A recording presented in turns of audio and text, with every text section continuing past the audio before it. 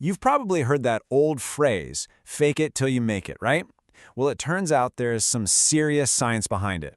See, the connection between our physical body and our mental state, it's this powerful two-way street. So let's dive in and explore how your actions, everything from a simple smile to the words you say to yourself in the mirror, can actually, literally, reprogram your brain.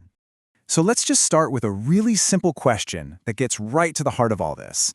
Can the physical act of smiling, even when you're not feeling it, can it actually make you happier? Well, the overwhelming scientific answer is yes, absolutely. It's not just in your head, it's written all over your face. And this is all thanks to a really cool idea called the facial feedback hypothesis. It sounds complicated, but it's actually super simple. The movements of your facial muscles can directly change your emotional state. Your body is constantly sending these little signals up to your brain, and you bet your brain is listening. In other words, what your body does tells your mind how to feel.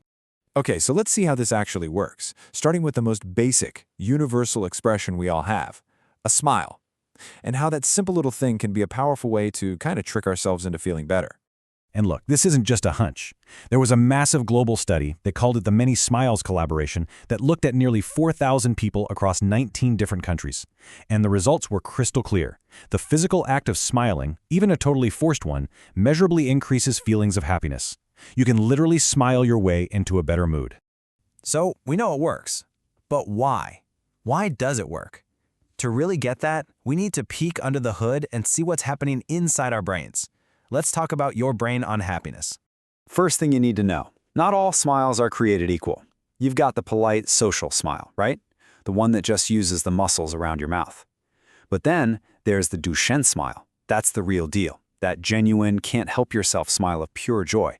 It uses your mouth and the muscles around your eyes, giving you those little crow's feet. That's the signal for true happiness. So what happens when you fire up those smile muscles, especially for a big Duchenne smile? Your brain gets the message and basically throws a feel-good party. It starts releasing this powerful chemical cocktail. You get dopamine for pleasure, endorphins for natural pain and stress relief, and serotonin, which is a huge mood lifter.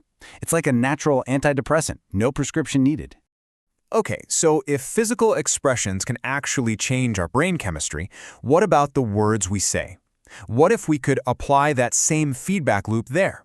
Let's talk about rewriting your inner script. Now, saying positive affirmations isn't some magic spell. As Dr. Lauren Alexander from the Cleveland Clinic puts it, it's all about intentional practice. It's simple, really. The thoughts we repeat the most are the ones that wire our brains. So if we want to change our mindset, we have to actively, deliberately feed our brain a new script. Think about how you could use this. It could start with a simple but incredibly powerful statement of self-acceptance. Just saying this to yourself can be a really profound first step. Or maybe when you're facing a tough challenge, it can be this powerful reminder of your own inner strength, your own resilience. Or it can just be a tool to find a little bit of peace and cut down on anxiety by affirming, I let go of what I cannot control. You see, these words, when you practice them, they become the new thoughts that start to take root in your mind. So, how can we amplify all of this? How do we make this feedback loop even more powerful? Well, the answer might just be staring you right in the face. Let's look at the magic in the mirror. Mirror work is a simple but really profound practice. You find a quiet space, and then you look yourself directly in the eyes, which, let's be honest, can feel super weird at first. Then you speak your affirmations out loud. And this last step is crucial. You just acknowledge whatever feelings come up, no judgment. It creates this direct line to yourself. And if you're thinking this all sounds a little bit self-helpy, you're not wrong. It is. But it is also so much more than that. This exact same principle is being used in some seriously cutting-edge clinical science.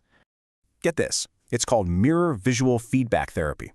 In this treatment for children with cerebral palsy, a mirror is placed to hide their affected limb while it reflects their healthy, moving one. This creates this powerful visual illusion, basically tricking the brain into seeing the affected limb moving perfectly smoothly.